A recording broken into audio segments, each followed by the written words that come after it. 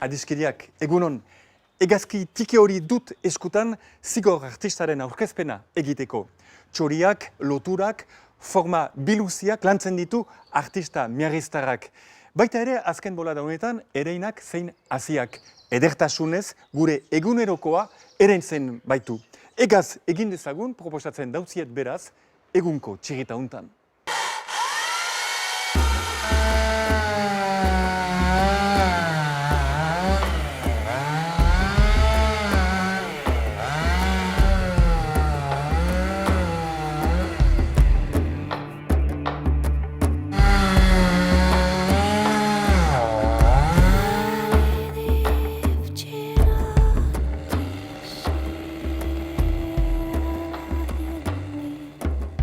Indar ikaragarriz, 40 urtez baino gehiago zigorrek, platano eta artea nagusiki zizelkatzen ditu. Aretxabaletan jaio zen zigorrek hirurogeiko hamarkadan frankismoari ihes egin zion. Miarritzen sustraitu zen, argazkilari gisa lanean hasiz. Fotografo bezala inguratu nintzen ni Remigio Mendiburuari. Eta Remigio Mendiburu ezautu nuen momentuan, jakin nun hori egingo nula eta bizi guzirako. Eta ni akzidentez etorri nintzen eskultura mundura, eta gero eskulturaren bitartez, artearen ingurura, eta poesiak bildu ditu gero nire egunerotasun osoak. Gizona eta besoak. Et tu vois, cette structure comme ça qui arrive là, comme ça, de loin, ça serait une espèce de magnifique sculpture. Tu vois. Ça tient dans un équilibre splendide.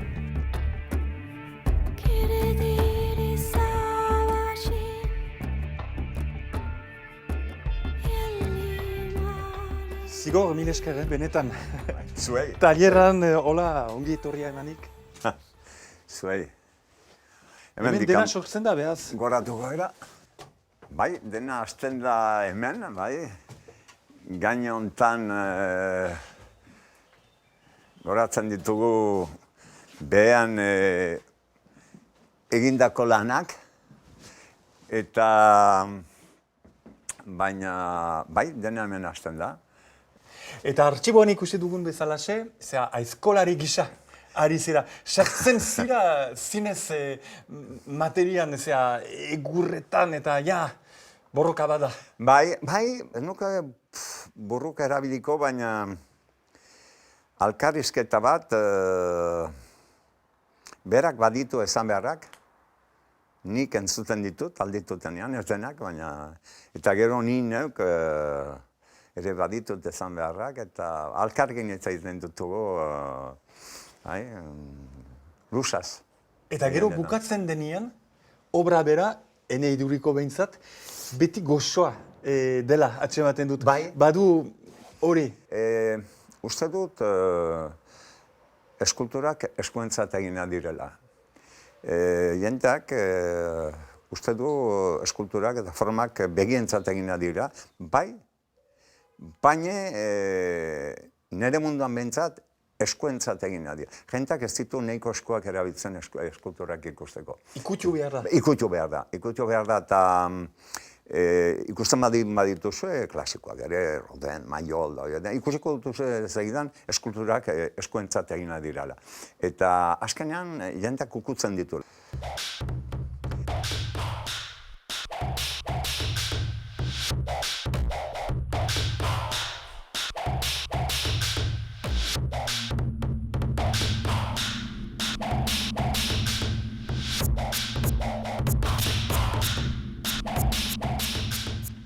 Eta noiztik ausartu zinen zu, publikoari begira, zuen obrak ematea. Zenta, obrak badira edonon, hemen bezala Miarritzen, baita ere Sydneyn, esan didazu, Washingtonen, toki askotan. Bai, leku askotan. Oaindikan badut xantza hori, nik neuk nahi dituten lekuan jartzen ditut. Horrek ematen dit posibilidade ikeragarriak eskultura eta lekua alkarrezkontzeko. Eta obra hori nola deitzen da? Obra hau olerki deitzen da. Egin dituen serie bat, egin dut, ikusiko duzu taldean dola.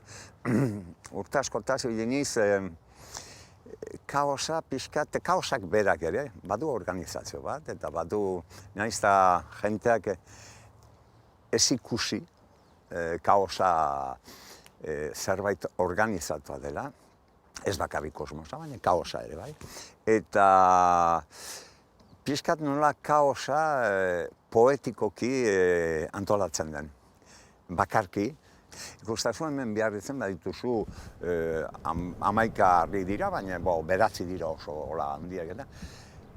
Nahi baldin mazenuke harri horiek beste modu batez eman, izango litzakein katastrof. Izango litzake baina oso aukera txarra.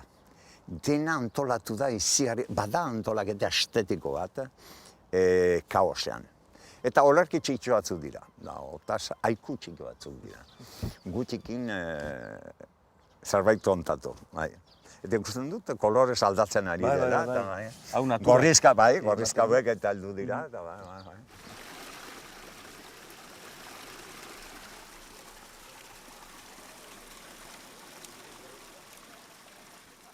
Hemen beti gertzen zira, erraiten aldatazioa zer gaitik? Zergatik, hainitzek ez dute maite hemen ondoan izatea, zenta erraten dutu bizkar sobera urdera eta hola, eta nik iziarri maite dut, zenta maite dut erreko horren kanto hori, iziarri gustukoa dut, eta beti hemen ematen naiz, eta errainuke berba afera gehi hori egiten dutela hemen. Xantza ekartzen hauela holako zerbait. Hora. Errekainoak. Ba, errekainoak zigorrek egina eta...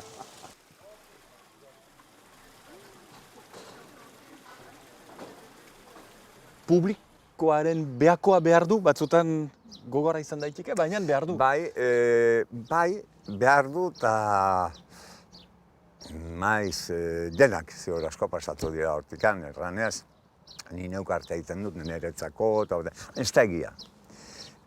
Artearen zentzua egiten dugun gehianeaz bakarrik artea, baina besteaikin bizitzeko egina da. Eta ausartu behar da, bestenaz ez baitu zentzurik. Norberak bere buruai kontatzea berak badakiena ez du zentzurik. Bestela ospitalean bukatzen duzu. Espero dugu ez.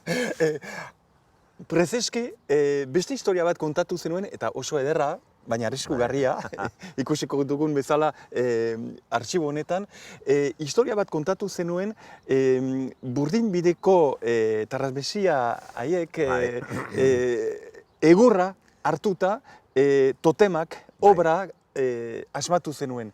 Baina ikus dezagun orduan egin genuen erreportaia.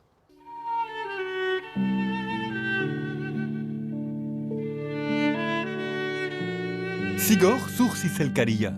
Argi itzal jokoetan, volumenen lantzean, sentimentuen adierazle. Lauatek, ipara egoa ekia, mendebaldeak gure mundua mugatzen dute. Barnean, hameka hilabeteko bizi zikloa. 12. hilabetea falta, utopiari lekua usteko. Gizakia guztizero izan ez dadin. Nik pentsatzen dut, beti sortuak girala, denok, ate horietatikan kanpo. Eta ate horietatikan bestaldera pasantzen geranean, egiten gira gizon. Eta bizi gira gure bizi osoa, ziklo horren barnean. Eta gero egun batez, lau auzoen Bizkaira gainean, ateatzen gira berriz, beste zentzuan ate horietatikan kanpo, eta sartzen gira betikotasuneko lurraldetan, beste mundu batea juten gira.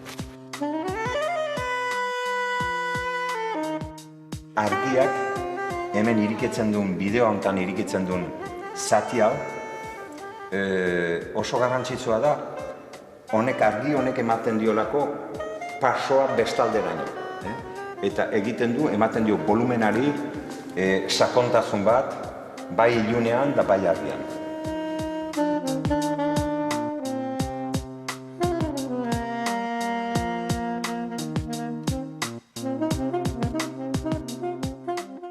Hemen da beraz zure galerista?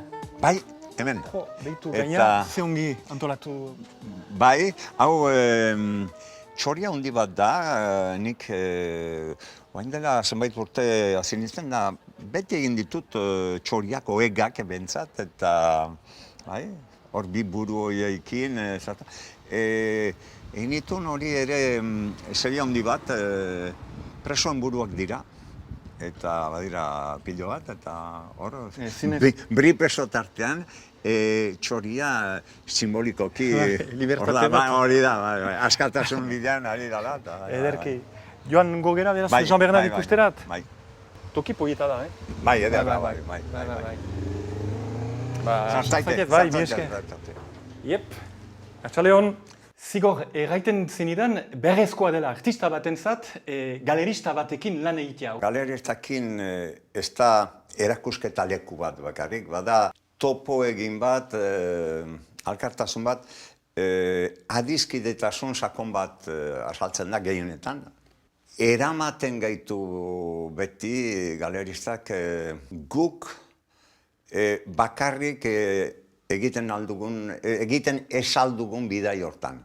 Hortaz, galeristak baditu begirada sakonak, zorrotzak, eta noizbenka guk geuk obraren gainean dugun ikuspegia aldatzen du, eta guztiz. Eta bere etxean gauzak jenteak ikusten alditu, baina nire galeristak erakutzi baino pixkat gehiago egiten du. Da hori da galerista hon bat, eta lagun hon bat.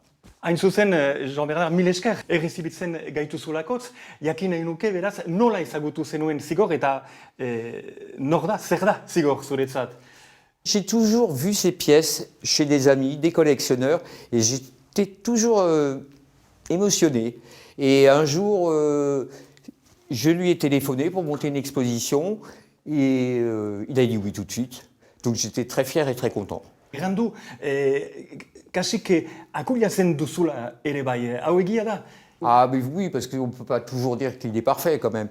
Mais il y a une vraie émotion, une vraie force. Et en terres de commerce, l'émotion, on la paye, bon, ça ne se paye pas, il n'y a pas d'argent. Et c'est une très belle rencontre et on est très content de travailler ensemble, je pense. Oui. Voilà. Erakusketa hau aipatzen baituzu, beste bat aipatu nahi nuke orain, 2010an, zuzenduko nauzu oker baldin banabil, Bordaleko urazpi deitu gunean, zinez Zigorrek egin zuen erakusketa biziki interesgarria. Bide batez, Daniel Martinez gogoan izan da, eta gorazare gisa, zendu berri baita, eta handere miresgarri hori gogoan dudalakotz, badakit duzulakotz ere bai, berriz ere nahi nuke ikus dezagun orduan egin genuen lana, mementu une eta gune bereziontan biziki unkigarria izan baitzen. Ikus ditzagun orduan hartutako irudiak.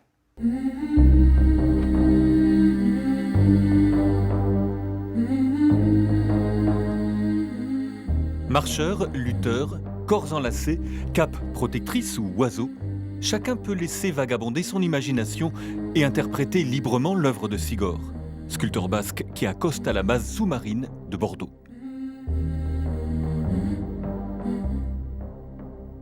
C'est une cathédrale troglodyte, c'est une véritable un lieu très spécial, très froid quand on le perçoit, d'une immense brutalité. Et puis petit à petit, c'est fait d'une façon où les passerelles qui sont quand même encore, qui appartiennent au monde du froid, nous amènent à ce lieu d'exposition, qui est un monde qui commence à se réchauffer petit à petit et qui devient un monde chaud. Chaleur du matériau travaillé, douceur des formes sculptées, sensualité des œuvres révélées par la mise en lumière. L'œuvre est seule dans cette masse noire et tout d'un coup, bon, j'ai essayé qu'elle surgisse, si vous voulez, de ces ténèbres et en même temps en attirant, c'est-à-dire que tout le monde a ce geste de vouloir y aller, de toucher, de pénétrer, d'aller dans les vides. Voilà. Bon, donc là-dessus, évidemment, je suis très contente aujourd'hui.